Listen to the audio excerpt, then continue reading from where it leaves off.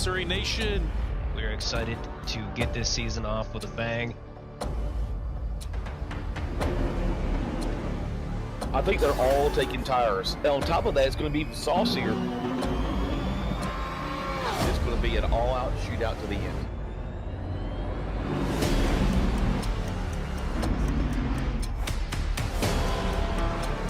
He's got line of sight on these guys. I commend you for the bravery. He's getting this close to the diffuser.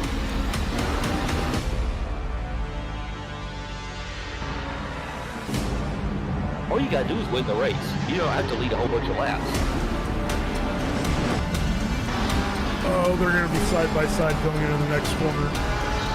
Oh, that's a big contact in the back of the field. Can't stay out there like this. He stayed in it! We're off and away for SRA.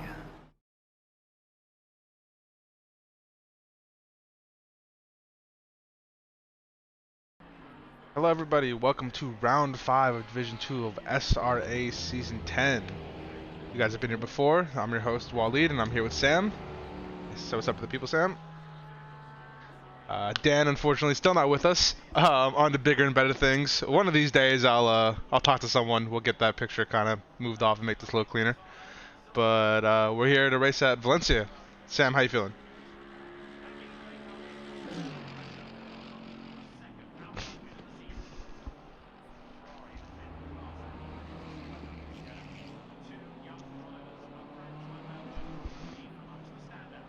I like it. Let's leave with that. D4, best racing so far. No real issues. No lap 1.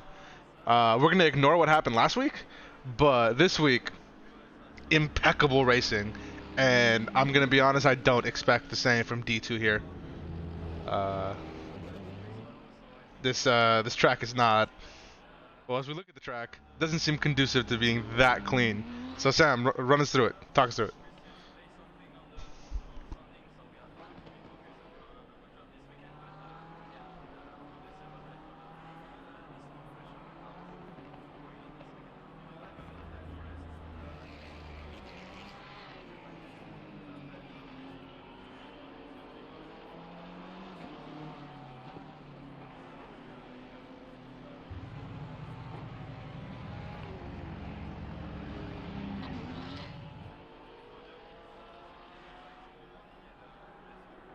Section, you've got a really fast sweeper at turn 1 that you can lose a ton of time just by slightly messing up because you can take so much of the curb leading out.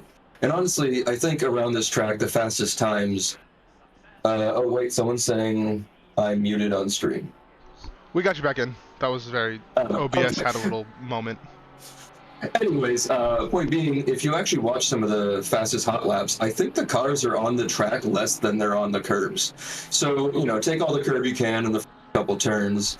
The section 2 is actually a lot of slow, like, wait for it turns. You really have to have patience, which is very hard to do as a racing driver, but every time you watch someone fast in this track, they get into those turns, they wait for their nose to get around, and then they get on the gas. And then finally you can sort of let the reins go a bit into the beginning of section 3. Turn 7 is a really nice fast one that if you set it up right, you can kind of dive into 8 and have it carry you around.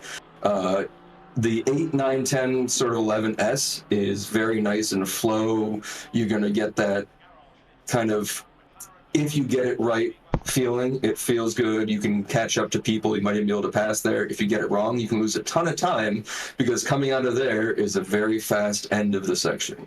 It's actually not, turn 12 is not that hard to cut across, but watch out for the curb on the inside. We saw a couple cars, and I guess on the outside, but saw a couple cars last night bump over that curb and jump into people's ways.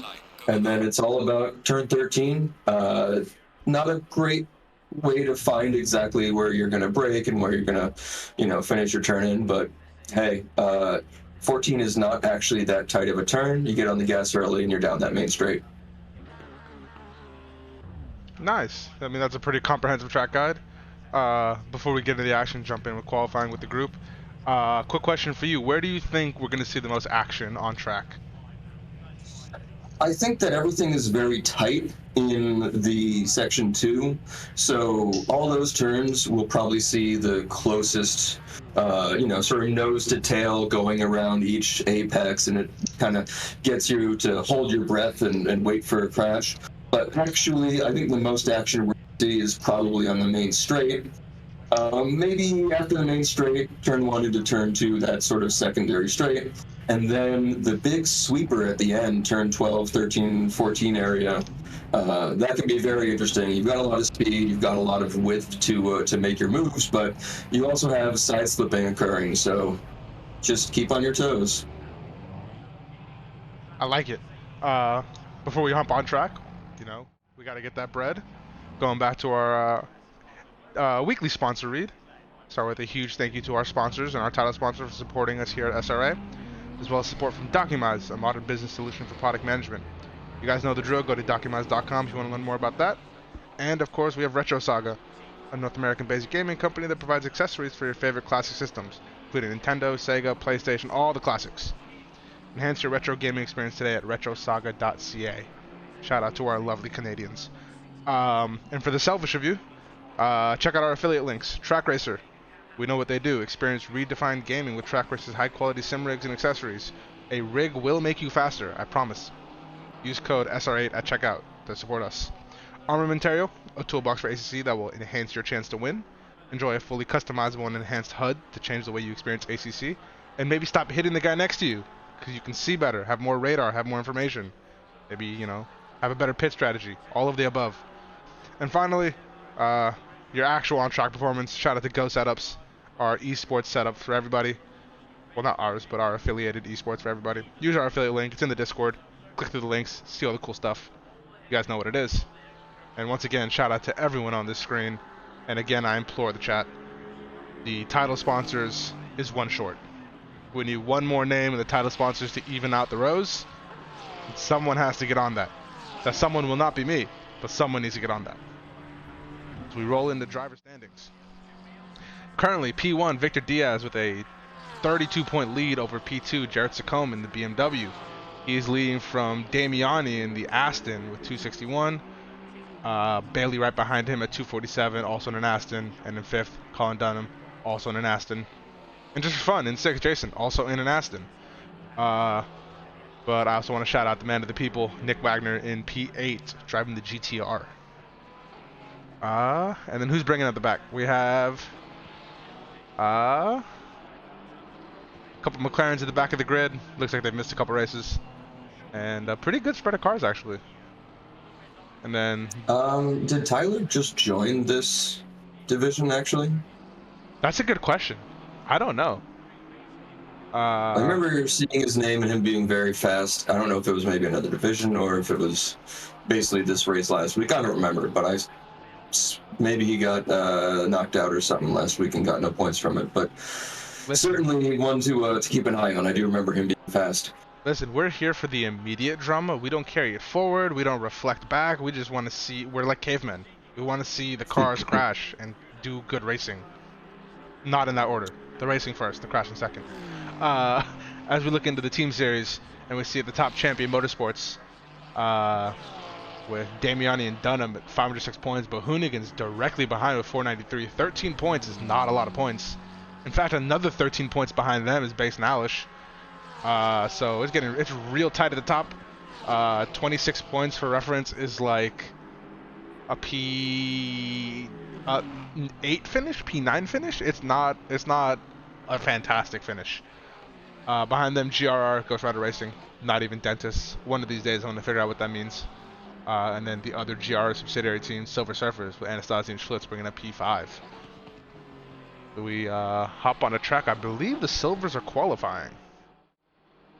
I wonder if not even Dentist is a reference to driving a BMW. Oh, maybe. I'm not super sure. We'll have to figure that out. As we see on board with Anastasia. For a Porsche, so who knows?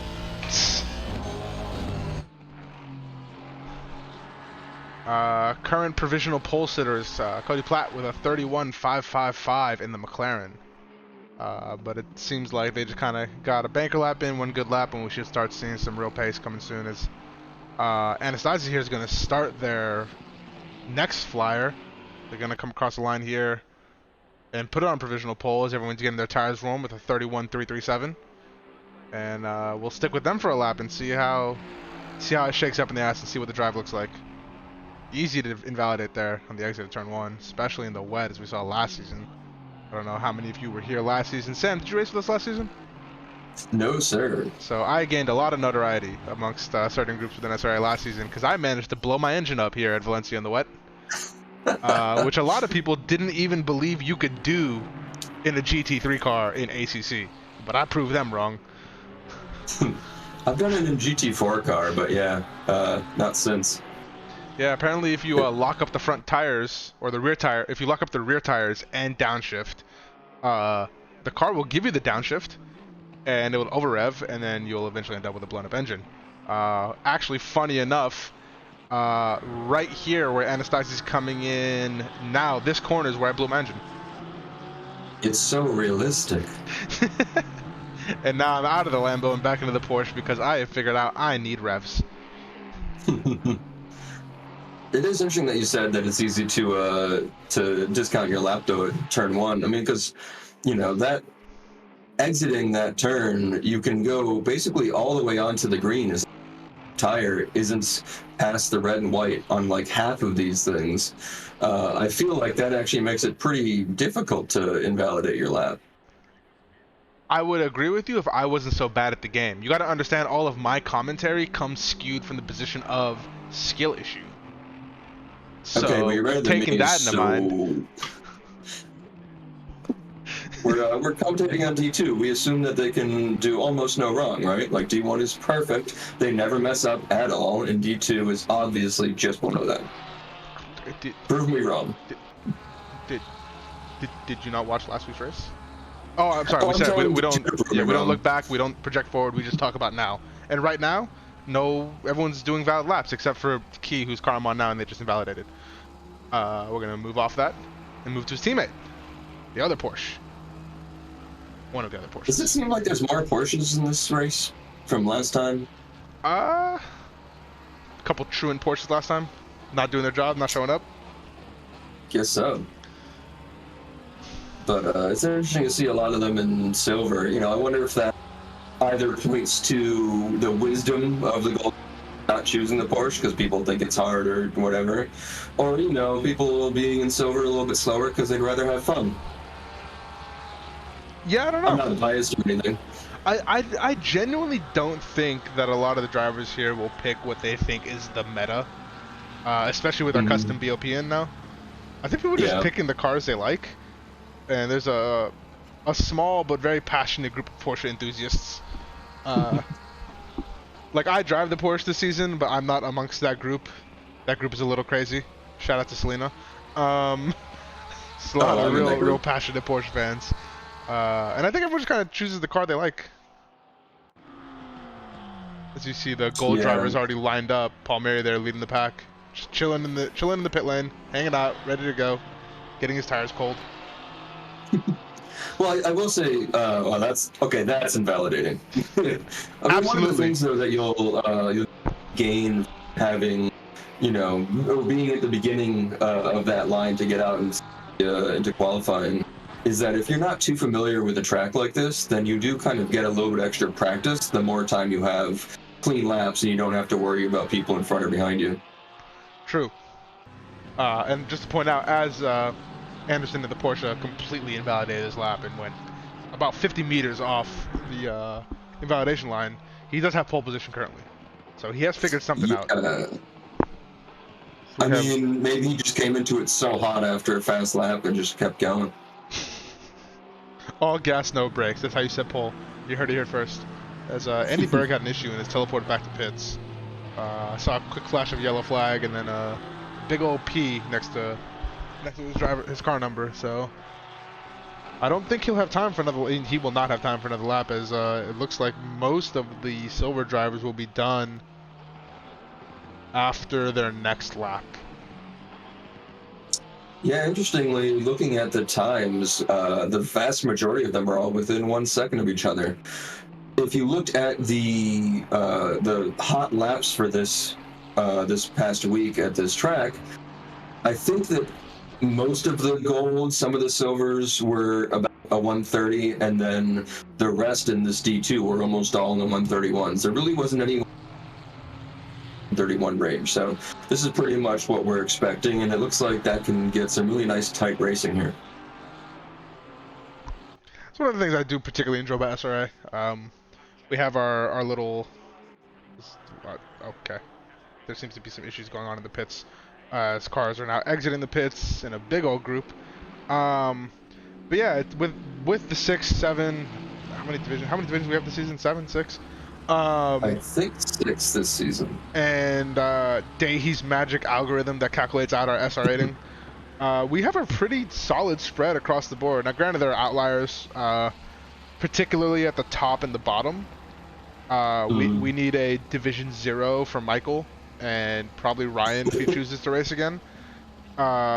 And we need like a Division 7 and a Division 8 for some of these D6 drivers. But besides the extreme ends, there seems to be really tight spread. Particularly if you average everyone's pace over the course of a season, I'd say. Obviously, there's gonna be people who excel at particular tracks here and there, but I think over the course of a season, it evens out to most people being within, I think, that magic second and a half, where the racing is really good. Yeah, I'm so happy to be in this league. The other leagues I've been in the last few years now, they've usually had just not enough drivers to create all those different divisions. And so what ends up happening is the people who are sort of in the back markers, mid groups, whatever, would just not have fun, and they wouldn't race as, and they'd end up sort of leaving. And so it'd be me and like 3 or 4 others spread out, not racing each other, and then like 10 people up front doing near alien times. And it's just very hard to enjoy the game in that sense. You can kind of get better because you're doing sort of hot lapping a lot of the time, but Jesus, it's just so much better being able to have this, these divisions and have this many people, in each one. We're talking over 30, sometimes 40 drivers per race. That's crazy. Yeah, especially across 6 divisions, and it's all thanks to the league as a whole. The people in the chat right now, the league has a very, I think, fostering sensibility about it, where everyone wants to come race. But enough in SRA, they don't pay us. Running through your top 5 right now for the silver drivers: Anderson in pole with a 30.7, Anastasi coming up second place, a 10th behind with a 30.86. Carr in P3 with a 30.9, Platt with a 31.0, and Carba coming in 5th in the Porsche with a 31.060. Pretty good representation. We got a Porsche in provisional pole. We got an Aston behind, a couple McLarens, then it's back to Porsches. We got a Ferrari in there. Looks like the BMW's not doing great. We'll need, I think, a little bit more data on that. We'll see what the gold drivers do in the BMWs. But this looks like it could be a not BMW track? Question mark. Is any track a not BMW track? Oh, who knows? I mean, when you have a track like this that's, like I said, not very well known or practiced, it's kind of hard to say, oh, it's this or that. You don't really know if these drivers, even if they are setting great lap times or if they're leading a league, have that much experience at this specific track right now. Yeah, fair. As on their first flyers, none of the golds even really come close. They're all at least 4/10 off. But we'll see what a couple laps warm up will do for them. Follow Mr. Jason Allen for a little bit. Chat Yeah, favorite. one thing that's interesting, that because we can look at the data and we can see the sector times, the major place where Anderson gained his advantage was by almost 2.5 tenths in sector 2.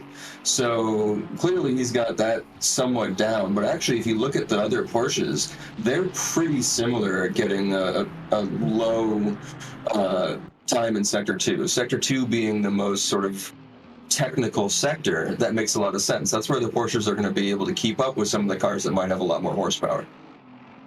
Makes sense, and it looks like a Porsche has the best sector 1 time currently in Key, and a Porsche in Anderson is the best sector 2 time. I can't see who has a purple sector 3. The readout is not telling me. But Yeah, eyeballing it, it that. looks like it might be Anastasi in the Aston with a 33-0, but there are Porsches who also have 33-0s. Oh, nope, it's Key with a 32-9. He's in P8. He just could not put together Sector 2. As Palmieri takes provisional pole, beating out Anderson by 1/100th of a second in the Mercedes, and he gets bumped up by Stefiak, who beats him by almost a 10th. Puts down a 30.6. We saw Jason cross the line, only good enough for P12 so far, about half a second behind the leaders. Yeah, this list is going to start looking like a waterfall, though, as the times start coming in and everyone gets pushed down. Luckily, I mean, as we've seen last week, as we've seen, you know, just the way that the laps have turned out, you know, in practice and just in all the leagues here, there is some overlap over. So you're going to have this division of the two, you know, subsets. Yeah, and it's not unheard of for a silver to win a race. Granted, after the adjustments, it in theory shouldn't happen, particularly in dry racing. But we'll see what happens when the race comes through. Maybe there's a big old accident. Maybe someone has a very inspired quali lap. As we see, Anderson still holding P3 pretty strong. No one close to him to try to take it over. If I remember correctly, I think Guy Manperson actually has the fastest lap here for this division for the practice week. So, I mean, BMW, maybe he can wrestle this thing around. He is almost 4/10, well, 3.5 tenths up on his time. So we might see a killer. He's already got the fastest Sector 1 also. I wonder, so is he just not performing so far? How much pace is he not pulling out right now for us? I mean, honestly, it looks like he just messed up his Sector 2 in whatever his last lap was, and if he can get it down in here, he's probably going to jump straight to pole. Well, he's 4.5 tenths down from pole, and he's currently 3.5 tenths up on his lap, so as Arjun waves a big yellow flag for something and is now back in the pits. Honda's doing Honda things, I'm sure. Ooh, that was a little bit slow on his on throttle there. Lost a little bit of time, but overall, he puts in yes, P2. he is. Still a 10th behind, but definitely a 10th to find. As we, Steffi is about half a 10th up. Thought I saw a yellow flag next to his name. Just very concerned. Yeah, it looks like this will be just a little bit further, keeping pole just a little bit further away from man during here. They'll have to really step up a little bit, you know, gain just that extra bit rather than doing just another good lap. Man person throws huge yellow flags and is now back in the pits. With that, I don't think he'll be able to challenge. He might be able to get new tires, outlap, and then maybe one more flyer. Yeah, we'll see if he goes for it.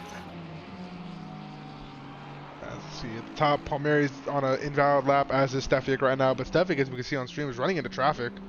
Man person really hoping to come in front of Michael and Mikhail and is not able to. And it's now he's taken a very wide evasive line and slotted right in behind the Merc.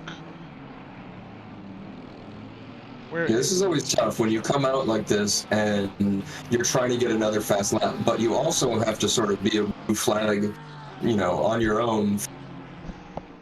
So if someone's coming up on you, you've got to let them go, and you got to waste some time and possibly cool your tires down. At the same time, if you want to stay in front of these guys, you have to basically do an outlap almost as fast as you would qualify. So you saw his tail just get a little bit loose right there. That's probably a little bit cold tires. So here he goes offline. He should have enough time to make it around. I don't think it's too far, and we still have a minute and a half left. So I think his concern is he was very close to Mikhail, and Mikhail is, as of right now, 6/10 slower than him, or 7/10 slower than him based on best lap time. And he's just trying to clear some air out for himself. Dunham is currently 5/100ths behind Stefiak, and he's currently 4/100ths up on his lap time. I swear there's like 5 asses with a similar looking livery, like in terms of color scheme, and it throws me off every time. Maybe they just look good in that color scheme. I'm not saying they look great, but Some diversity, please. As Chad is asking, how many drive-throughs will we see this race? Colin's guessing 5 DTs for track limits. I was gonna go for 3. I think we're more likely to have big ol' wrecks or speeding in the pit lanes than necessarily track limits. Well, from watching some of the races yesterday, I think that where a lot of the tight racing takes place is in sort of sweeping turns. So when you do hit somebody there, they're a lot more likely to just sort of spin out or something, not so much have a big wreck. And they didn't all look too chaotic. I mean, you hit the yellow flags and you have, obviously someone's getting a penalty and there's some problem going on, but it's a lot of times a penalty that'll come up after the race and not something that the game will give you automatically here. Yeah, as Dunham put it on poll while we were talking, Stefiak now has to answer that lap time and is basically break even with the car right in front of him. We'll see how maybe he gets a little bit of a tow. I don't think it'll happen. I think Dunham is pretty secure in P1, but we'll see how it goes as people cross the line as Stefiak invalidates his lap there. We're going to shame and move off of him. Queso, who we haven't looked at yet, in a Ferrari, just a car we haven't looked at yet. Currently about I was going to say a 10th up, but he's lost all that time to that corner. Yeah, Dunham purple in Sector 1 and Sector 3, so that is a pretty major lap he put in. He is speed. Yeah, I mean, especially jumping a 10th ahead of who we thought was going to be in pole by a 10th already. As these cars opt to just not finish their laps and dive into the pits. Just practicing a pit stop before, I guess, the race, It's a little late to be practicing a pit stop. I think it's probably the only time I do. As we see car 17 quali ban, car 163 pit lane start. That is our update on penalty standings. Thank you, Jason, for putting that into the chat. There's a race happening. Alright, talk me through it. Sam, we just saw qualifying. Who do we feel good about? Well, I mean, qualifying is one thing. I would say that probably the 2 BMWs up there. It seems like they were actually doing pretty well. I think in the race they can do well. They tend to go long. I know that this track is bad on tires, so I think the Porsches are going to struggle with that with their rear tires. And so maybe the heavier cars like the BMWs also will. And so maybe we'll see McLaren start filing up towards the front. Potentially. And just to update everybody, this is Valencia. We have a mandatory refuel. So I think that just means splash and dash. People will jump in, do their 1 liter of fuel, and they will head right back out. No tire change. Although our next race, not next week, the week after, Spa in the wet. Mandatory tire change, no refuel. That'll be a fun one. I mean, depending on if it's just raining the entire time, then why do you need to swap tires? Your rain tires will last like days. Because we told you to. I was going to say, but if we have dynamic weather, then that'll be a great strategy race. That'll be one of those things where everyone dives in maybe at the right time, the wrong time, gain places you've never seen before. Yeah. See the wall like you've never seen. Don't question the orders. We tell you change tires, you will change tires.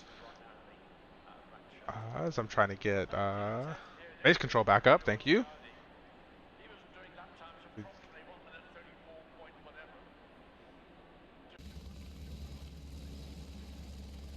We're getting ready for green lights. Chat's having a whole argument about Champion Motorsport or something.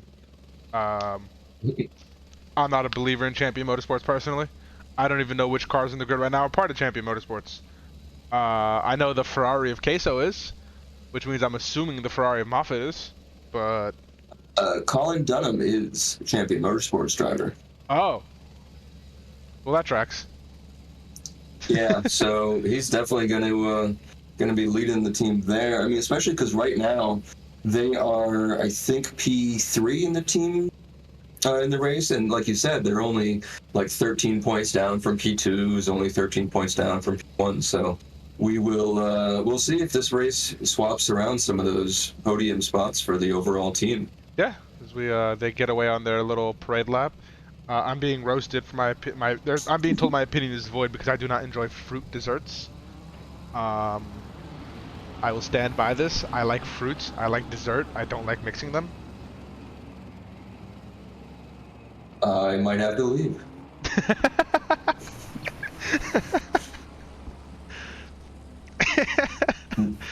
All right, this is a solo stream now. Well, that's fine. I mean, if your opinion.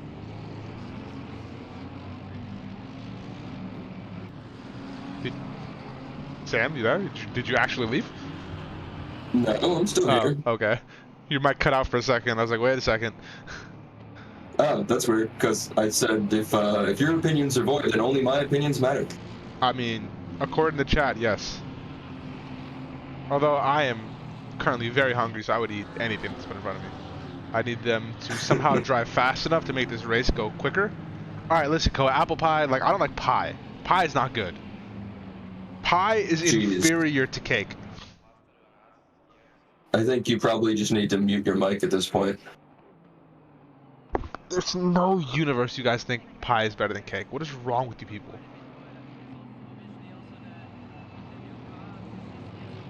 Y'all have lost your marbles. It's a war not worth waging. Can you get a chocolate pie? Is that a thing? Like, you can have chocolate in lots of different pies, like a pecan pie. Although now we might have an issue with people going, it's pecan, it's pecan, No, it's pecan, definitely and pecan. I don't care. It's pecan, definitely yeah. pecan. It's also, why are there nuts in your, like, why is your dessert nut based? That's not, thank you. See, someone agreed with me, cake is by far the better dessert. I have to find 1,200 calories tonight. Too. What's That's up? fine. Other people can be wrong too, you know? It doesn't have to just be you. Yeah, fair. Fair. Yeah. Chocolate lava cake, volcano cake, chocolate bundt cake, chocolate chip cookies. Yeah, you're not helping yourself being all that hungry, and everyone here is about to get white knuckle going into the last turn, get onto the main street. Yeah. Wait for the lights. As we hop back to the real action, the real reason anyone's here. Let's see if we can get a good angle for the start. We'll stick with the savory pies.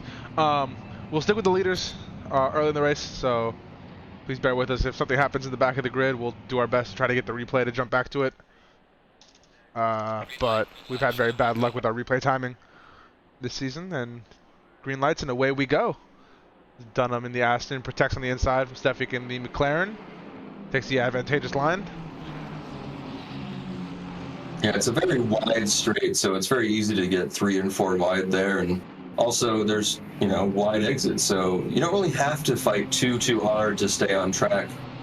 Stefik into turn 2 just gets the lunge up the inside and decides this is my pole position now. I will take the lead of the race. Thank you very much. Champion Motorsports in shambles, and ice cream is the best. I agree with that. Yeah, I agree there. It will be interesting to see if the Aston Martin can come back on the McLaren here. The McLaren certainly, you know, getting the best of it in the tight turn parts of the track. But if Dunham can keep up with him into the, you know, I would say the big sweeper in turn 12, but mainly the main straight, we might see him come back. Yeah, it was a very confident move in the turn 2 where he just got a seemingly better run out of the exit of 1, got alongside, and was just more brave on the brakes.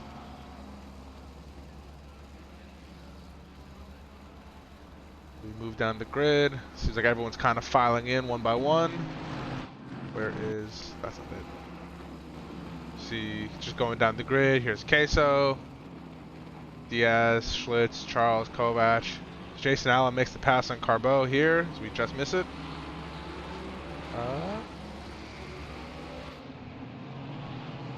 Well, looks like we had a clean lap 1, and some people going in for the undercut already. Huh. How do you feel about that? Wow.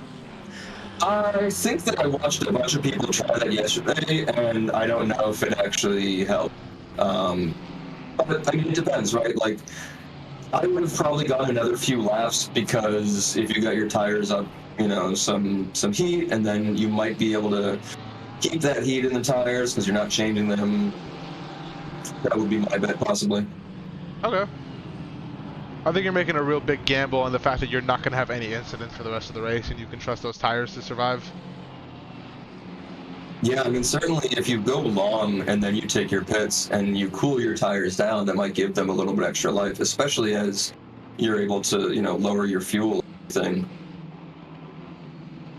Yeah, potentially. I feel like I come into a race and I'm ready to race for a little bit. I feel like if I pit lap 1, it kind of breaks my focus a little bit.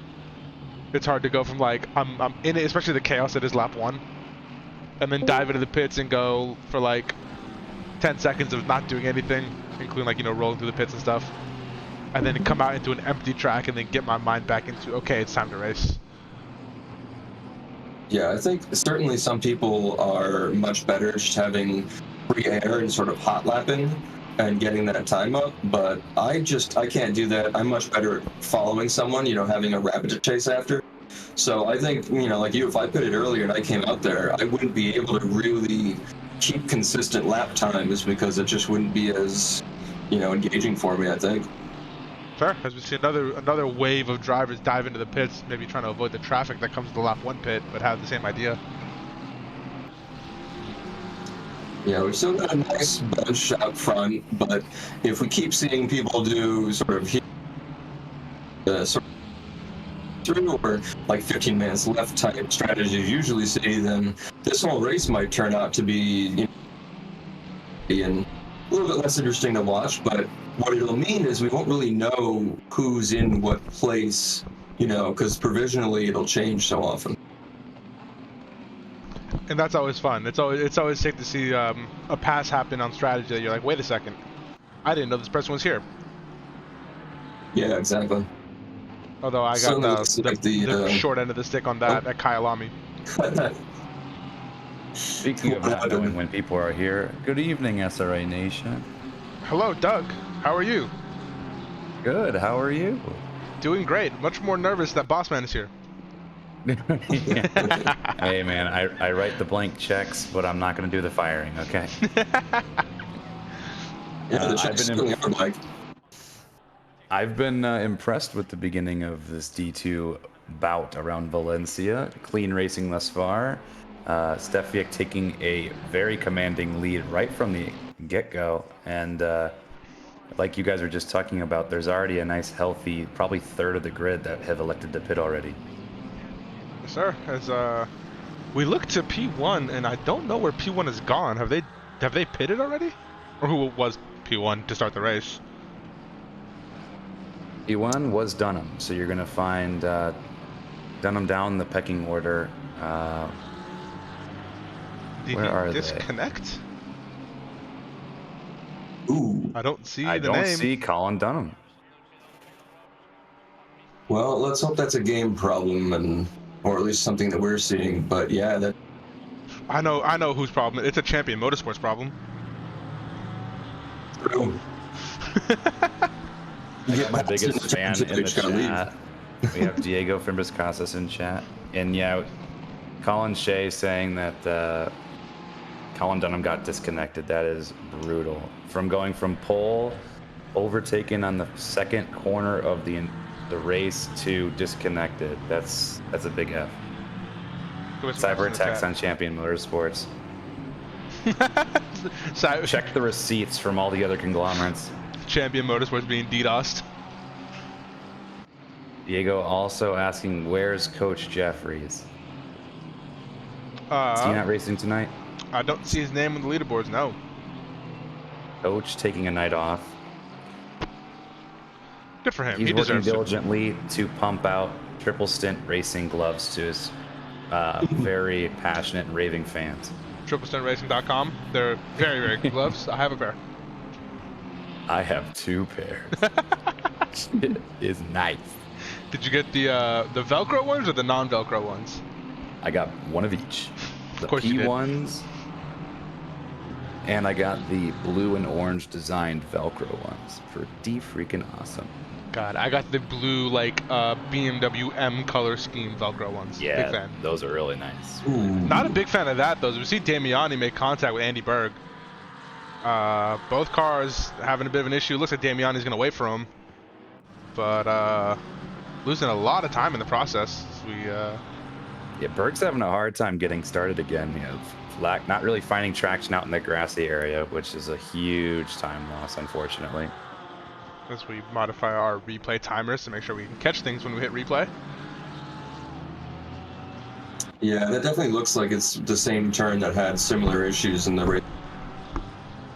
You know, it's just like I was saying, you kind of have a chance to just slightly tap someone in the back around these turns, then we're thinking about those big crashes you might see at some of the other tracks.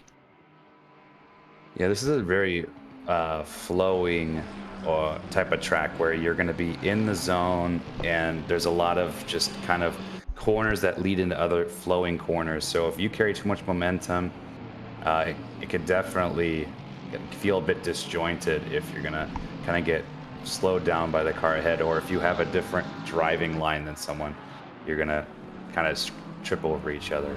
But for the most part, nice avoidance so far. As Paul Mary's trying to run down Secombe for this last podium position. Civil War in Germany, you got a Mercedes chasing a BMW. Yeah, just managing about a 4/10 gap at the moment.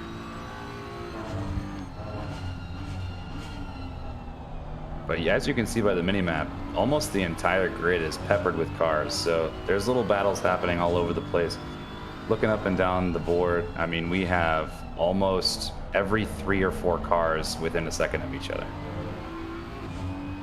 Yeah, everyone's, except for car 976, who's kind of doing their own thing, if you see on the left side of the map. But, everyone else, yeah, it's stacked on each other, lots of racing, and that can be really stressful for the drivers. You get like, so far we're 9 minutes in, but you get 15, 20, 30, 35 minutes in, and like the same car's been on your bumper the whole time. It starts to get to you. Well, something that we need to watch out for that doesn't happen in too many races when there's not all these early pit stops is usually when you have a bunch of people pit at the same time, they all sort of get out at the same time. There's not this traffic jam at the end of pit lane for more than a couple laps. But in this case, the entire time you might have 1, 2, or even right into traffic because they pitted at some sort of random time. So even though it looks like we have these gaps out on the mini-map, those gaps only sort of exist until the people who haven't pitted pit. And so we may end up having this big, you know, sort of come together a little bit later in the race. And if you're doing it when people's tires are already a little bit down or they're already a little bit tired, dangerous. Yeah, absolutely. Yeah, the mental fatigue definitely sets in at some point, like Waleed was hinting at. And to Sam's point, if the differing strategies have this coming together effect, that's when everyone really starts to get on edge, and you can feel people kind of cement the mentality that this is my position, and they battle for it that much harder towards the end of the race. Yeah, and we're having every lap, it seems like we have at least a couple cars diving into the pits, so it's gonna be interesting to see how all that shakes out.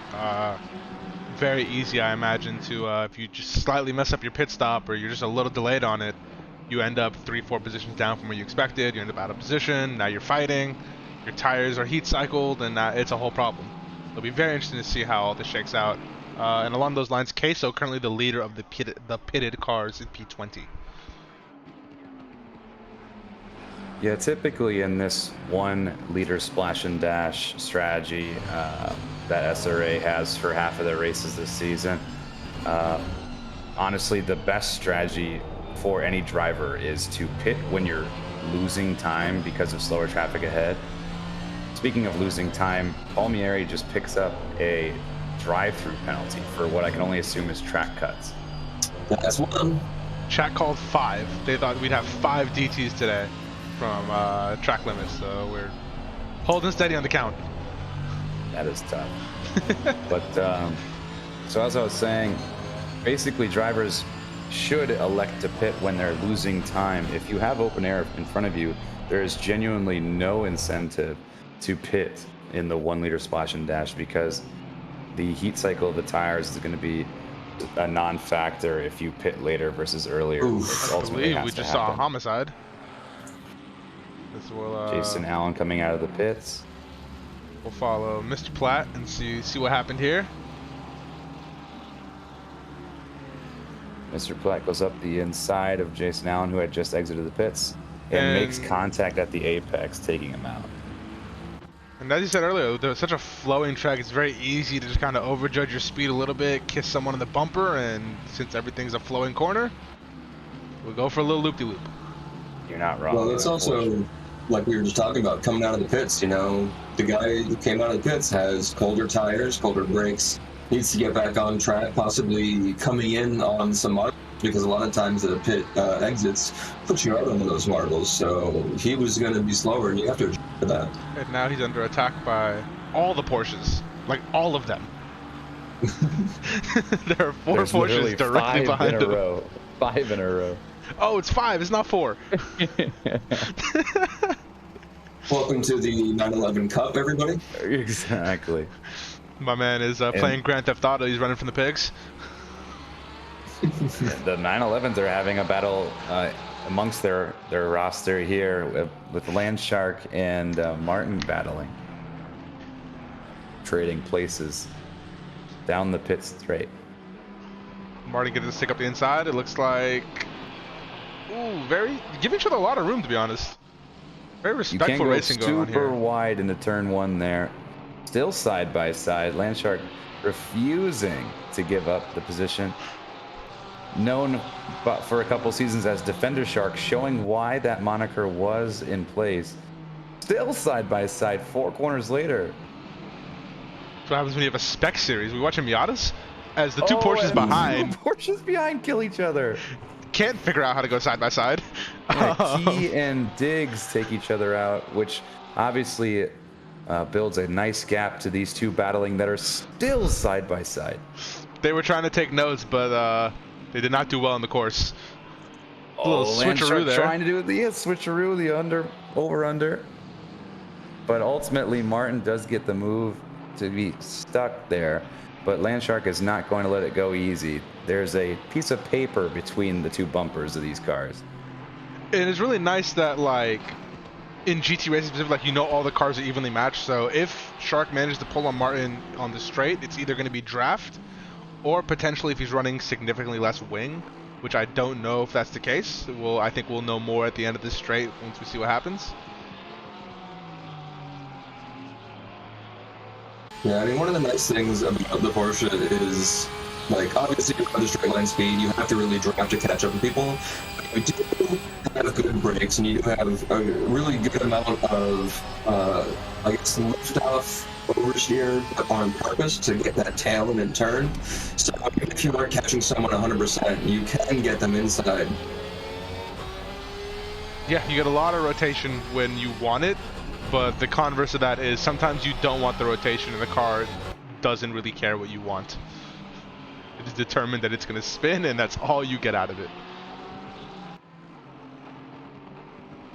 I think Ian has done a good job sort of dialing that out compared to what it used to be. In fact, driving the Audi now feels more like the Porsche used to be like. So we jump to another very close battle between Hartman and Arjun. I would try to pronounce his last name, but I thought better of it. Wagner doing his thing, we see in the bottom right, shout out to the GTR. But Arjun and Hartman having a little bit of a... woof. Oh, great avoidance from the GTR. That has to... Arjun smart holding the brakes until it was safe to do so. And then limps that Honda back onto track. That's a tough time loss there. Let's hop in with Gardner coming around that corner. Woof. Yeah, that's a definitely dodging the Honda. That is a brown pants moment right there. Matches the color scheme of the car. I know it's gold, but it looks a little brown in some light. If it looks like that, Waleed, you need to see a doctor, my guy. You don't think that looks a little brown? It's just me. Yeah, it does look a little brown, but maybe a doctor's not what you need to see. You need to go see an Indiana Jones type if you're pooping gold, my friend. Listen. My bullcrap is of the finest quality, 24 carats. 24 karat, go. Well, on to other than fecal discussions. We have a great on-track battle between Shan and Krochik going, or Krochik, I should say. This is good fights all over the track. I'm just trying to keep up with them and give the audience, you know, enough of a view of each of them so they get a little invested, so that when something happens, if something happens, it's an appropriate emotional reaction. Gotta keep the people entertained. So they come here for that. And Are you not entertained? that, and to earn channel points to get you to drink. The breadies. How many people in the chat got 10k slices and are ready to do our admins dirty for the next reveal stream? Because I'm sitting on mine. It's like different shares of SRA at this point, you know. My liver. Krochik gets out of the way, it looks like, and Chan just kind of flies by. Trying to break the toe, but yeah, he definitely allowed himself a little bit of vulnerability, but Krochik holds the inside line, which is the preferred line for defense. But Chan sticking it around the outside with more momentum, and then ultimately gets the inside for the next corner. That was significantly faster. I wonder what's going on. Maybe if Krochik had a little bit of an issue or decided to back out, but the Honda should not be that much faster around a corner than the McLaren. It was like a different class of vehicle. It just looked like Krochik was taking the strategic approach of saying, hey, I'm not battling Chan, let him go, and let him tow me along so I can gain some time. Because Chan's clearly faster in this part of the race. Yeah. As we jump to Carbo and Wagner coming down the main straight, stacked on each other. Godzilla in your rearview mirror has to be a sight to see. That is not a small car. Close tolerances again into the braking zone. Whoa, what a move. Closest of margins, able to get the inside into the braking zone. Man of the people, I'm telling you. Great car, great entertainment, great color. I'm a fan. Marecki says he has 13.7k. I can't believe you. You're so hosed. Why you do this? Carlos not going to have to try to make that gap back up. He's about 4/10 behind, but it seems like that GTR has the legs in the straight. While we've been on board elsewhere, Man Person is whittling down the gap to Stefiak. It was just under a second for P1, but just over a second now, so we'll continue to keep tabs on that. Further back, we have Bailey Kish on the back of Victor Diaz for P17. That is now a closer gap than the one we're monitoring now. I have a yellow in the back there too. She's 17, or not P, but car number 17 just had a little bit of a moment. Yep. Looks like turn 4. Looks like they're back on track. So Chan, after earning the position from Krochik, loses the car and then loses 2 positions. That's unfortunate. That's got to be incredibly frustrating. You put in so many clean, good laps, or so you make a great move or whatever it may be, and then you just unforced error later. You got to do all that work and then some again. Yo, Colin Shea asking the real questions in chat, Doug. While we have you here, I need you to address why the bottoms up has gone from 5,000 slices to 10,000 slices. This inflation is ridiculous. Colin Shea, let's talk about inflation. I'm giving out these points for free. That And explains I'm the one the who has to buy inflation. a costume and alcohol in order to participate in this stuff. When you make me drink, that fund sucks funds right out of my cruising. How can I cruise if I have to buy costumes every few months? Just recycle themes. You should already have the costumes. Yeah, you're not wrong. I'm gonna start wearing a culmination of like different parts of costumes. A little Easter egg throwback. Those of us that know, like, I remember that hat. I still have all of them. They're all in my my closet. The wife hasn't made you throw them away yet? Glorified shrine. She's asked to, but I refused. I refused. Sam, what battle are you watching on track right now? I'm keeping an eye on that big sort of gaggle of cars. It looks like they're all within a second of each other. Sort of P21, then maybe a gap at Chan after he spun. But the thing I'm worried about is watching that gaggle as they go around. I think that's about the distance in time from the P1, 2, 3 cars. of a pit stop. I think that might be where they're coming out. So if you look at the mini map right now, there's gaps sort of everywhere. The people who have pitted are all sort of slightly not exactly qualifying next to each other. They're just sort of at random points right now. But the first 3 drivers are all gold, and they're all driving at probably about the same lap times we're seeing here in this group. So I think that's one thing to look out for as we get towards the halfway point. Good deal. All but the top 15 have pitted thus far, which is more than we typically see in this stage of the race. So, I mean, normally we see a big chunk pit right away and then almost none until the very end, unless someone's being genuinely slowed down like we were discussing earlier. So, basically half the grid. See big yellow flags. But yeah, Andrew Anderson having a moment. Let's see what happened here. Key up the inside. Andrew coming back on track. Braking. Woof. Holy moly. Okay, that is a missed braking zone. That was a missile from downtown. The Seeker missile from Stuttgart doing its thing. Porsche went full heat seeker and decided, you know what, Yeah. I gotta take out the other one. There can only be one, Doug. That was the V rocket. V2 rocket finally in realized reality. But that was about as big of an impact as you're going to see in an active race. Sam hinted at it. It looked like a missed braking zone. And Andrew Anderson, unfortunately, on the receiving end of it. I can say with confidence, our stewards will clear that up whenever it gets to them. 1,000,000%. But can I get an F in the chat for Andrew Anderson? My goodness. As we hop into the leadership battle, as Manperson is kind of closed the gap to Stefik and is now within 4/10. Typically, the leader the last couple races is kind of like gone off and done their own thing. Very much No, for it's coming down now.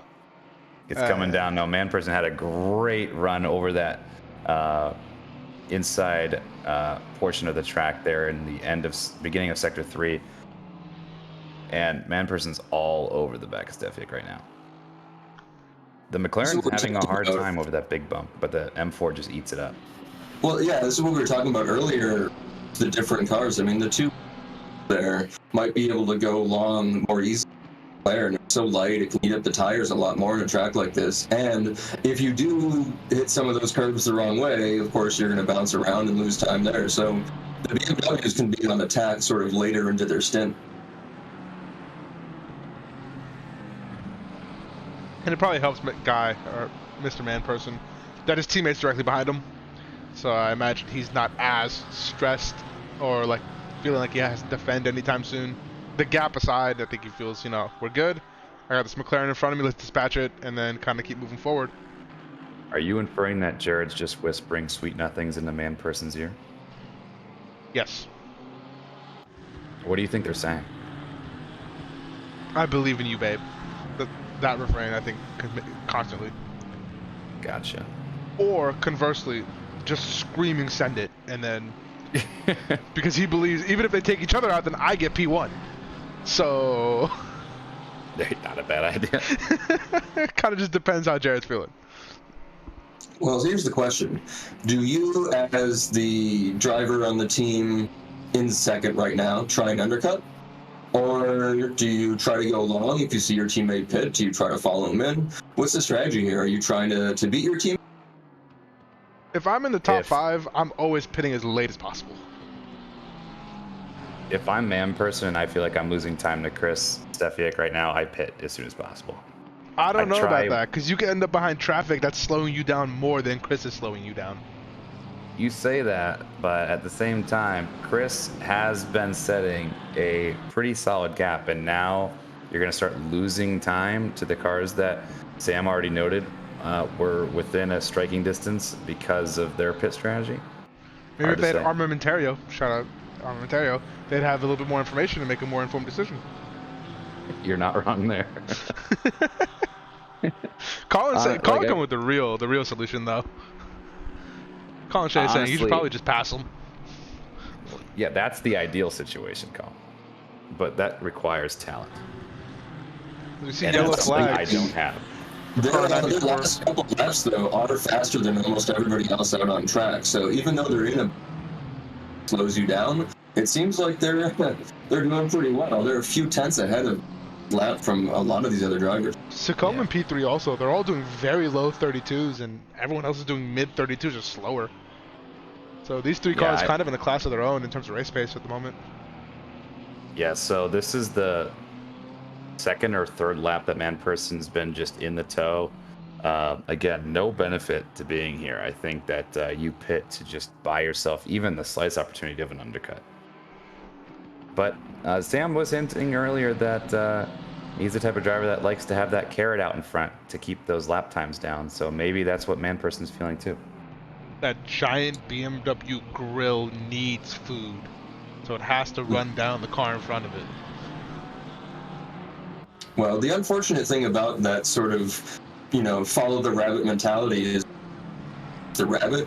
I'm very commonly going to place again soon, because you didn't get around someone that you're a lot faster than. You've just changed places in the same tight battle. So now you have to do the complete opposite of what you've been doing. It's a very difficult thing to hold on to if you're not used to it.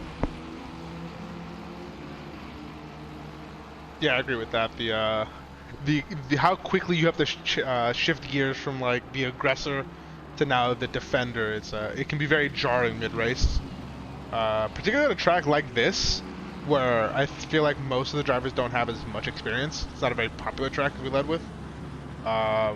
It can be kind of harder to figure out, okay, these are the areas I can really defend. I can anchor, kind of slow all the way down to apexes, back people up, things like that. I think the more popular tracks, people are just more acutely aware of those places. As Jason almost drives right in the back of Krojcik, who seemed very slow through that corner. There's this aspect of sim racing that are in a good simulation versus like more of an arcade type simulation that a lot of people who maybe aren't so in tune with real life racing or even driving their own cars on track that they tend to miss out on. So for example, following in good simulation, you're going to have heat coming off that car in front, degrading your tires. You're going to have bad air that can mess up your braking and again degrade your tires, degrade your brakes. Ooh, that looks like a little bit of a tail catching out at the moment. But it's things like that that in the end can cut you, and you may never notice because it's such a small thing that can just happen over the course of the race. But if you know what to look for, you can defend against those little things. Like you can pit earlier, you can lift a little bit going down the straight so that you're not the air. That was a crazy move by Chan on Jason Allen just now. That was like a Senderino, but it was super clean. A very, very professional move. Let's see if Jason has an answer to Sector 1, where Brandon's had a couple issues today. Brandon has just been outright faster, but he's been experiencing a couple problems. Yeah, well, we call them problems, car accidents, same. Take it or leave it. Let's see, who else is close on track? We have not had another pit stop for a while now. Still just 15 out front. Anderson in the pits. It looks like they might have retired the car because they're up 3 laps. The other half of Team Basin Alish. Okay, Kish right up the rear end of Victor Diaz. More Astons, more McLarens doing more things as they're coming through. I believe this is the start of Sector 3. The McLaren we've noted has struggled, particularly at this corner with that bump and the last corner. And it looks like Bailey's looking to take advantage of that. Gets a little switchback and gets to the inside. And I call it like it happens, and he gets ahead into the last corner onto the straight, where the Aston should have the legs. Decides to break the toe, move to the inside. Looks to have about a car length. Definitely saw that in the races yesterday. On turn, the car in front shouldn't have lost the place if they had made it just a nice turn, but they hit that curb, and as long as the car behind it doesn't hit, you can gain a few tenths on that one turn 13, and you make those easy passes near the end. What happened there? Another yellow flag moment for Arjun. Yeah, just more VTEC That's a curb. Yep, that'll get you. At least it was a solo suicide and not anything resulting from somebody else. Honda does make leaf blowers, so I think he was just trying to move the gravel around a little bit.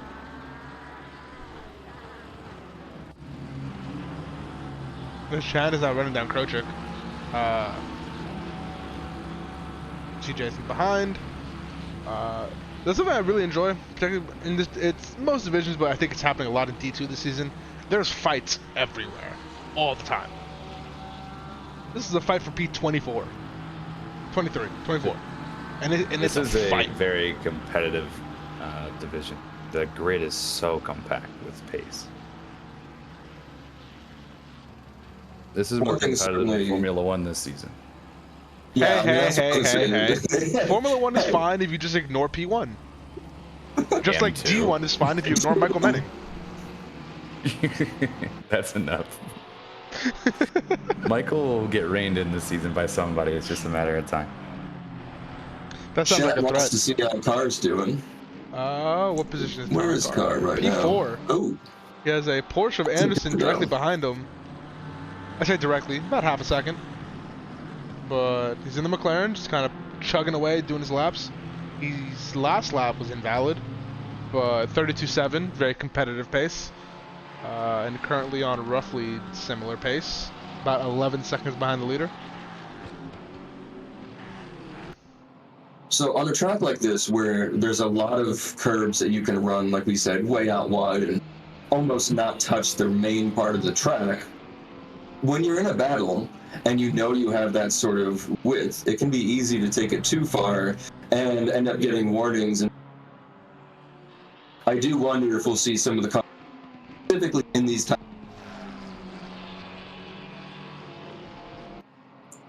We're having some braking issues with your mic, Sam, there. But it's not the gist of it saying, like, defending how far do you push before you start to pick up track cut warnings and the like. And I would say the drivers seem to have a pretty good feel of how much they can push each other around. I think the big area for that is going to be turn 1 because you're just coming in at such high speed.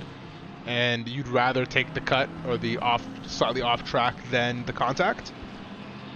But so far, it seems like the drivers have a really good understanding of where their car's at, where their car exists, how much they can push, and we only have one drive-through so far.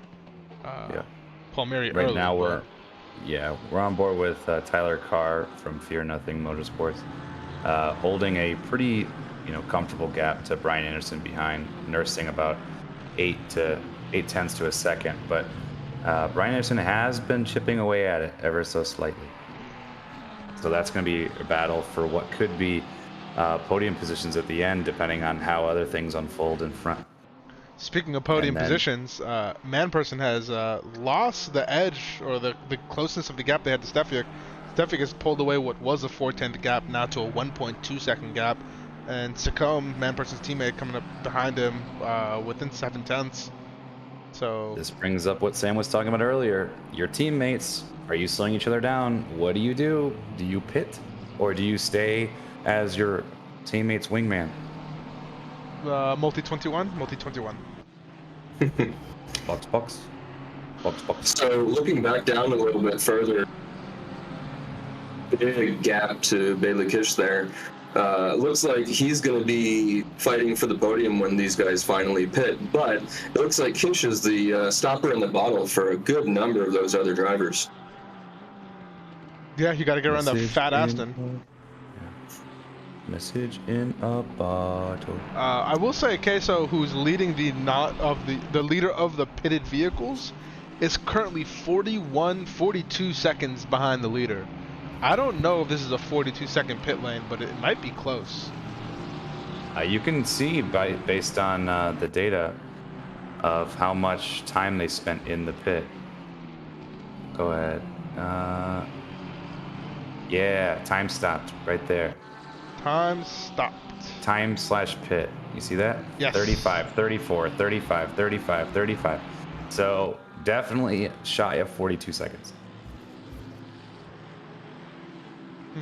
Yeah, so it seems like the strategy, for those guys out front is correct. Go along. something has happened by having all of those cars pit roughly similar times in the beginning, and now they're fighting and they're ending up slowing each other down. 42 versus 35 seconds, that's a big gap. I mean, that means that if nobody had pitted yet, we'd see our leaders, 7 to 10 seconds out in front of this group. And just to be fair, if it's 35 seconds, Bailey, who's the second place driver of the pitted cars, would come out basically stacked directly on Tyler Carr and P4. Their gap is exactly 35 seconds. So we will see some interesting racing late in this race as the grid starts to fully filter out. We start to really see where everyone's at. Bailey's defending from Diaz again. A little bit of, left and right, trying to break the toe, get a good line. But Diaz's attack has left him susceptible to his own, and it looks like Kovac is going to send it up the inside. Gets the move done into the braking zone. Listen, your forces are distracted. If you want to attack, you got to be aware. My boxing coach has been telling me keep the right hand up. I'm not doing that very well. I am getting beat around. You're gonna get your clock clean, baby. You throw the jab, keep your right hand up. When you go for a lunge, be aware there's a Porsche somewhere behind you. So, I mean, this three-way battle and Kish kind of slowing people down is only of the pack back into this group, too. Yeah. And another update on the leaders. Stefic must have made a mistake or something because Manperson is now back within 6/10. Stefic had a 32.6 last lap, and Manperson had 32 flat. That's so fast. The best lap of the race thus far is a 31.3, though, if you can believe it. Who's doing a 31.3? Stefic. Do we do PED testing in this league? We should. If so, we need to test Manperson also because they did a 31.39. So both super quick.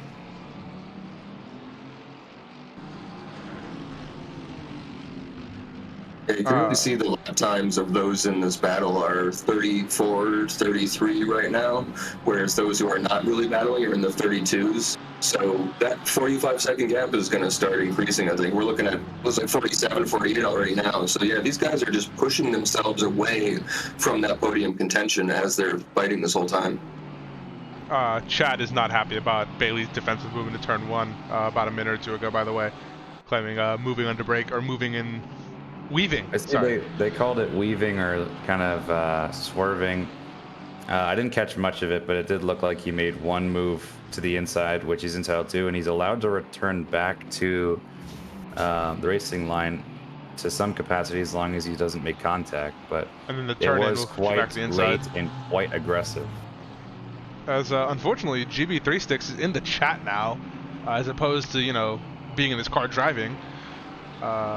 That makes two of us, GB3. Love you, brother. Baby, you got him tired. Shout out Mr. Banana Bag himself, GB4. This Wagner Baby's coming brought up to you on by the back. SRA. Mikhail. Again, the GTR is for the people. I don't know what it is, but the GTR is for the people. For the people, by the people. There you go. The GTR just embodies car culture as a whole. It really does. I saw an R32 on the street the other day, and it just made my day.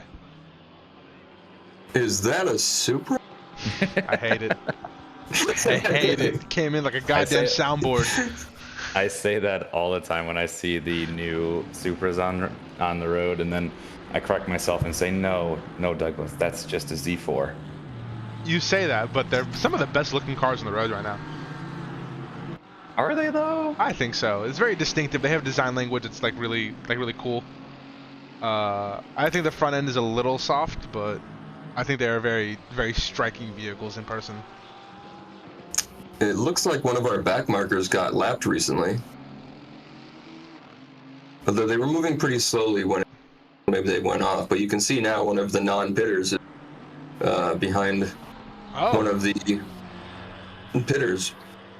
We do see that for P13 at the moment. Yeah, that was one of the things I was going to mention earlier. I thought we had enough time where other people pitted, but essentially, if you have a bunch of the fast drivers pit early, they're more likely to catch the slower driver and cause their own traffic later in the race. No kidding. Give me a hood cam of this battle on Wagner, please. Yes, sir, because Nick has been all up the diffuser of Charles. Green and yellow, great color combination. Contrasting colors, you'll love to see it. The And two listen best to sour this candy GTR flavors.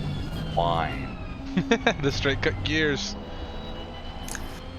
What an odd car this GTR was when it came out in 2008, where it just kind of like demolished everything and cost like 80 grand new, which inflation adjusted is still like 130 grand today, but like at the time was just eating everyone's lunch under $250,000. It still eats everyone's lunch with a couple tunes and stuff, a couple bolt-ons. But new ones are like $160,000 now. Yeah, but when you compare that to the Lamborghini Huracan, that's $350. It's still fair. a bargain.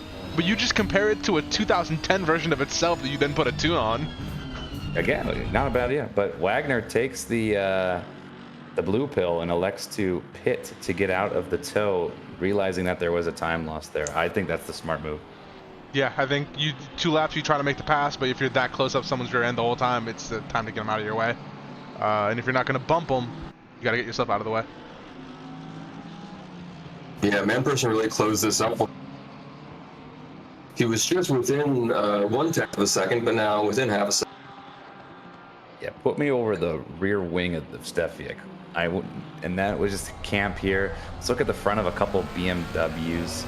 Those BMWs look like the final 2 skins you used to get on COD guns in like Modern Warfare 2. Red Tiger and Blue Tiger? Yeah. Absolutely. COD 4, bro? You're joining 1v1 to trade headshots? And then if you're feeling cheeky, you would steal the 10th one and end the game before you had to trade your 10? You're a scumbag. What do you mean? I didn't do it. Or did I? Excuse me while I get some water real fast. Wagner came out of the pits right at the back of that hole within a second train behind Kish, so that is a tough place to come out of the pits. That BMW is closing the gap on the straights, by the way. I think Steffiak, because the McLaren is such a kind of whirly car to drive, probably had to take more wing than the BMW needed to. So it's going to be slower on the straight. Makes sense. The McLaren is very racy and needs the downforce, I feel like, to be competitive for the most part. Yep. Carr and Charles, who were battling before, both just pitted. So that's 2 more people out of the mix for the top split right now. We'll see where they come out. I think Queso will come out ahead of, or they'll come out behind Queso. We'll see. I think Queso's already ahead in the timing charts of Carr, at least.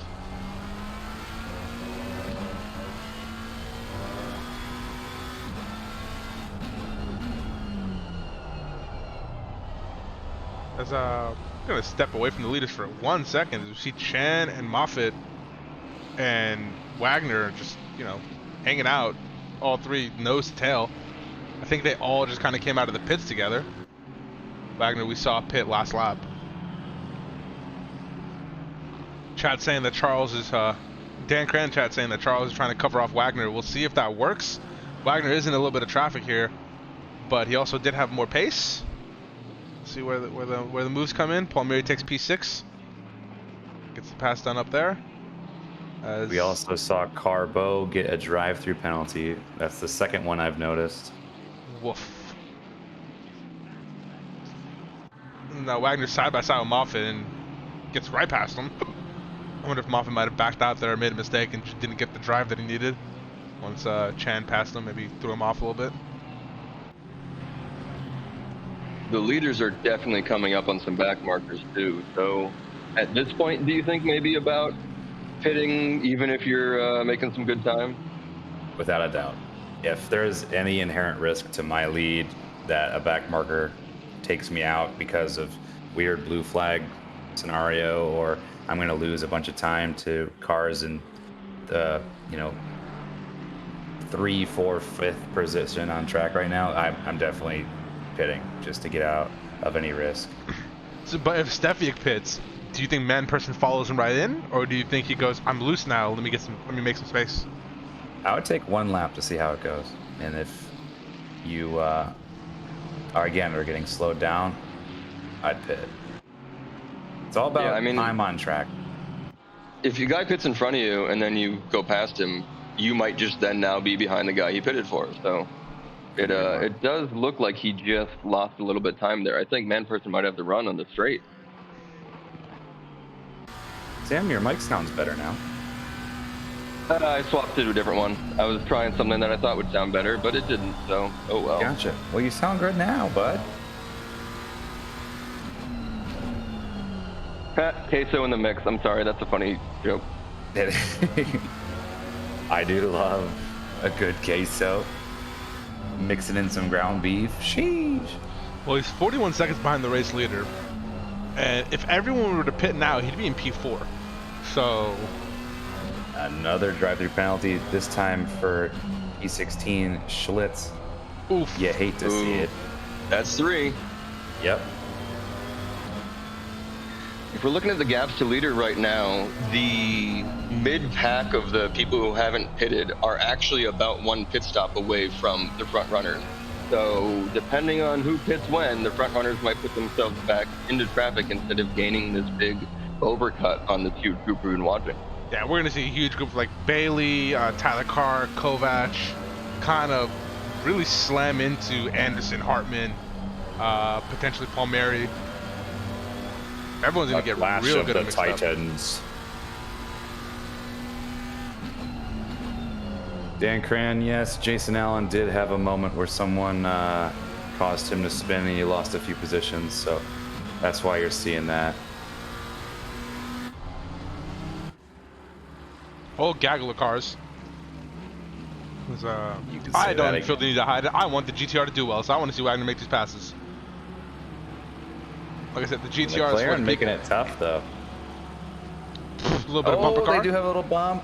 Cody Platt able to keep the car in one piece. Oh, we have a car take the exit road. I guess he's that. Blew the braking point. Schlitz. Where's Schlitz's car? Just jump to the garage, and then quit. So you get a drive-through penalty, and decided to throw in the towel. I don't know if you guys were aware, but the drive-through restriction or the track limits are very heavily enforced here at SRA. If you violate them, you are summarily executed. Not true, but I like where your head's at. Well, yesterday as Bailey picks up a drive-through. Oh, did he really? Yep. Oh, jeez. Well, that's what I was talking about in those tight fights. You can't pay attention to the track limits when you're defending for 30 minutes straight. I mean, you can't, but you have to. Whatever position you thought you held by cutting the track, you have lost that tenfold with the drive-through. What's the over-under that Bailey quits instead of serving this drive-through penalty? P10? Yeah, he's quitting. Yeah, Bailey's gonna be devastated, but that's number 4 for drive-through penalties, ladies and gentlemen. Do we get the 5th? Do we hit the over-under? It does look like that would push him back into the late 20 places. Yeah, there's no. But he doesn't know really coming back from that. He just thinks my race is hosed. As a man person has dove in the pits to get that undercut we talked about earlier. I need to see it. Where does he come out? After the pit stop. We don't need to waste 30 seconds on that. Just think. Oh, there he is. He's coming out right now, actually. Okay, never mind. I got you, Doug. You're so good to me. He's going to split Palmieri and Suave. Yeah, he just went out on the marbles, though. Suave's got warm tires. This might be really dangerous just to defend as soon as you come out like this. I mean, you should be way ahead of everyone here once you get up to none of these guys have pit. No, exactly. You've come back out, like I said, in the middle of the people who haven't pitted. But that's almost more dangerous. You're not wrong. Kish serves the drive-through and is coming out into the low 20s, which is tough. As we see a kiss on the back of the, what I can only assume is Stefiak's car there. Is that right? Oh, that's Victor Diaz, right? Victor Yes. Diaz. In the McLaren. Yep. Ooh, It's almost almost like another two one times the happening, yeah. Tyler car almost comes into contact. Well, and the Aston right behind just was able to take a tighter line and pass the McLaren right in the back of this. I think it's a Honda. That's who did it. Yeah, it's a Honda of Brandon Chan. Oh, that yeah. got past. But still, like, there are battles all over the place as Brandon Chan almost puts it in the back again, but tries to hang it around the outside. Gets a great run. Oh, that's about as close right as it up gets. the rear end of Aston. But gonna And have get the the lunge. inside. Nice move. Anastasi backing out, saying that was a move. They're a little spicy. The Honda You're looks like it had not kidding. significantly more downforce. And then Brandon Chan immediately gives up the inside, and Anastasi says, "Thank you very much. I'll take that." And now they drag race down the main straight, which looks like the Honda has more ass behind it, but Anastasi will have the inside line. Yeah, I mean, luckily for Honda, this turn is pretty wide, sweeping. It's got a nice big runoff there, so inside line didn't matter too much. That was wild. The Honda outran the Aston just down the short pit straight that this track has. Ooh, we have someone else coming out of the pits right now. The Honda has to make up for the fact that it wants to pirouette at the mere sight of a corner. Because Jason Allen is trying to run down this Mercedes. And has been. I've been looking at this gap the last like 3-4 laps. It's been 2/10 the whole time.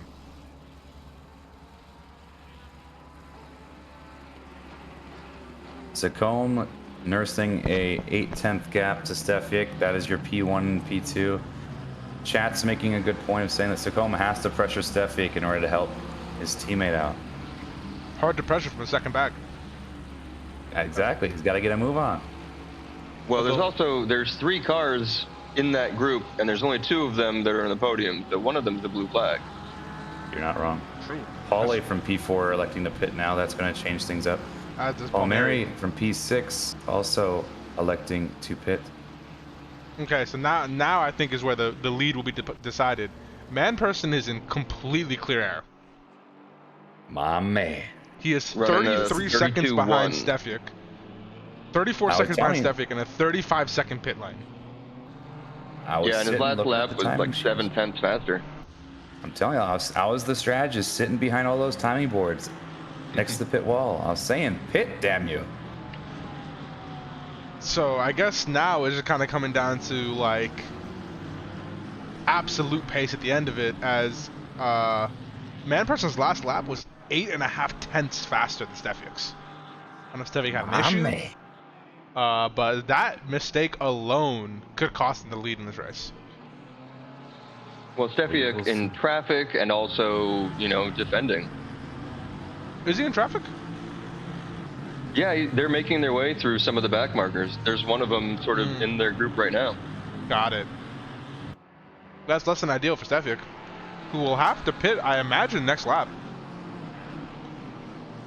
Next lap or the lap after, or I mean, he can get disqualified if he wants. That's fine, but I imagine he'll pit in the next lap or the lap after.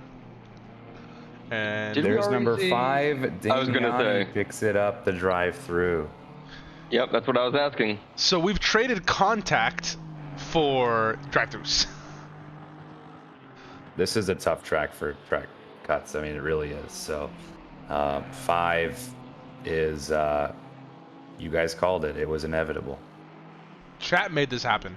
We can blame chat. They manifested it. Shame on you. You should be ashamed of yourself.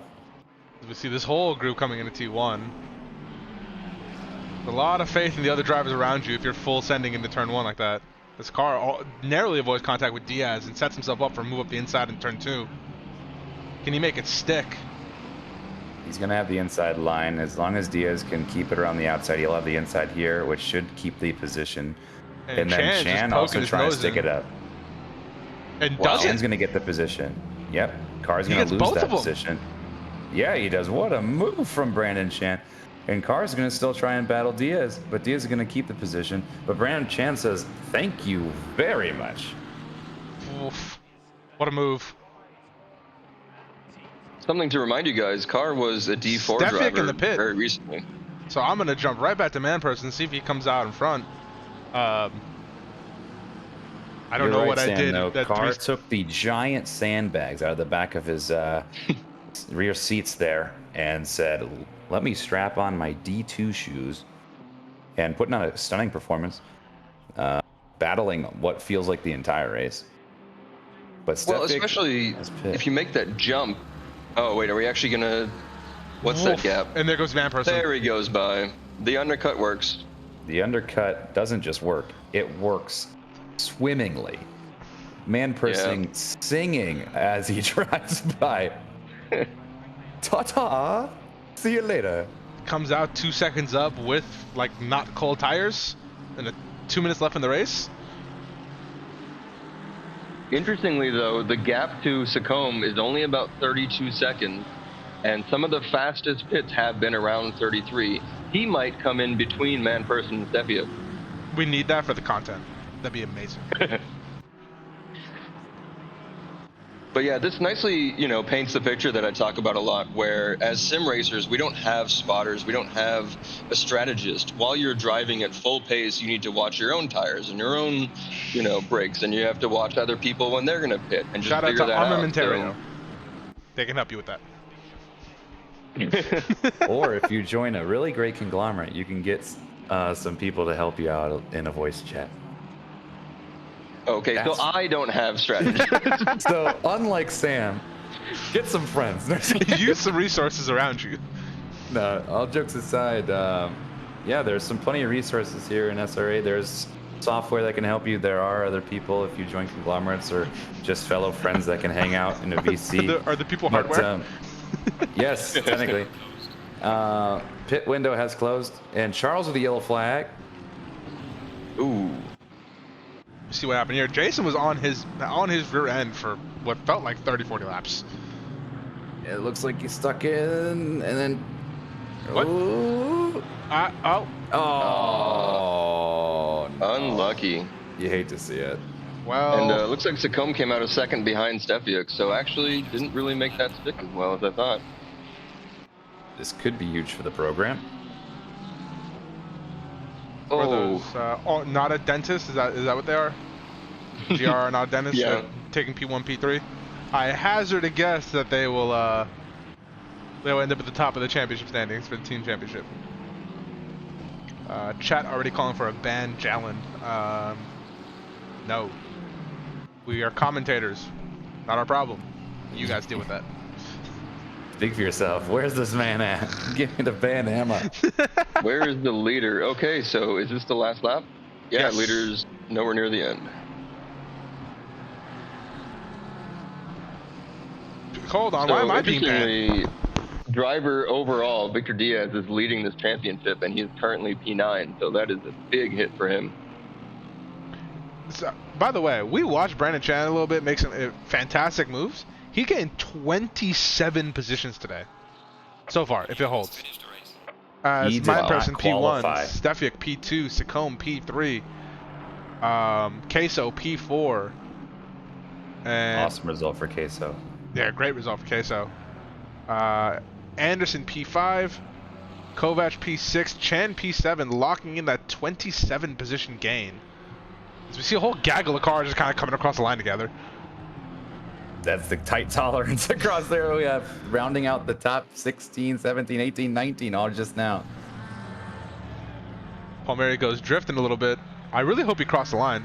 Oh, Two Mercedes. Their team owners are not going to be happy with the damage post-race. ooh, that's an expensive build to foot for someone. We got an extra week. As Arjun also has a Is that DT, we another got 6. drive-through? Oh, Arjun. So, with the over last 5 lap was correct. Drive-through penalty. That's going to put you from 29th to plumb last. You hate I to see don't know if it will. I don't know if that P31 car is active. it. Well, it puts 120 seconds on your lap time. So If that pit count is correct, there are people with 3? Oh, that pit count can't be correct. Okay, the data is slightly off. Got it. Okay. Well, good racing, everybody. The from the top to the bottom, there was a competitive battles around all night long. Yes, sir. Who do we want to talk to today? Race leaders. I want to pull Brent Shannon here if I can find him. What a race I'm he going to had. call it a night, but thank you for letting me storm and join the two of you. That was fun. Of course. Appreciate the join. Of Good course. to have you. Enjoy the rest of your interviews, and we'll catch you again next week, SRA Nation. Thank you so much. Next week for the big grid, not the team series. That is correct. Thank you very much. I got you, Doug. That's why you're the professional, and I just work here. You have a See good you, night, man. boys. That was fun. How'd you feel about the race, Sam? It's good. I mean, one of the things that I like to, look at is Carr coming in from D4. It's not just the fact that he made those jumps. It's if you get a jump up in that level, a lot of times you're suddenly feeling like you're a little bit swamped by all these guys who are faster, maybe, not having that practice with them. But he jumped in and was battling in the middle of a pack of cars for lap after lap. I mean, man deserves to be there, absolutely. Dude had the pace, had the racecraft. Overall had a very impressive result. I'm going to pull in Mr. Brandon Chen himself. Brandon, we've pulled you into the commentator's booth. How are you? Oh, hello. I need to turn you up. Talk us through it. You had an insane race where you gained, I don't know if you know the final count, but you gained 27 positions today. Yeah, I decided to get serious for what? Ooh, I decided. All right. So what you're saying is you've been sandbagging. No, I've been on a controller, entire time, and I recently got a rig, so I thought I might as well try it out this race. So a rig makes you 27 positions faster. That actually, I was gonna say, that tracks. That's an advertisement right there. Get yourself a rig, guys. It's worth it. Incredible race. Talk us through it. now. Was it purely off pace? Was it strategy based? Did you know how well you were doing relative to your starting position, or did you not know till the pits kind of shook themselves out? I'll be honest. I felt like I put it a little too early because passing around Valencia is a nightmare. And during my practice runs, my tires were just going a shot because the Honda is horrible with the rears. Okay. Did you have any? Were you fighting the car a little bit too much? You think, or? I think like 10-15 minutes in, the bounce started getting away from me, but I kind of expected it. Okay. So it was just staying in it the entire time. Got it. It seemed like you had a lot of confidence, particularly on the brakes. We saw a couple moves where you kind of just sent it up the inside, and from our view, it looked like you were driving a car that was in a different class to the cars around you. You got to send around the outside. It just looked like you had double the downforce of the cars you were passing. It made no sense. Man. In contrary, I thought I was horrible on the brakes because the ABS just kept kicking in at the worst times ever. How many warnings did you finish the race with? I'll let you guys guess. I'm going for 3. You are correct. Woof. Yeah. Well, that's racing, right? You got to find the limit, toe the line, don't get a penalty, and continue going. I got 3, I think 20 minutes in. Oh, jeez. So, yeah, for the rest of the race, I was trying to keep it on the track. Got it. Well, it was a great level. watch. Yeah, thank you guys. Hopefully that was enjoying. Appreciate it. I'm gonna put you back where I found you now. All right. Chat 1. All right. Talk to us, Sam. How do you think? How much difference do you think the setup made versus the controller?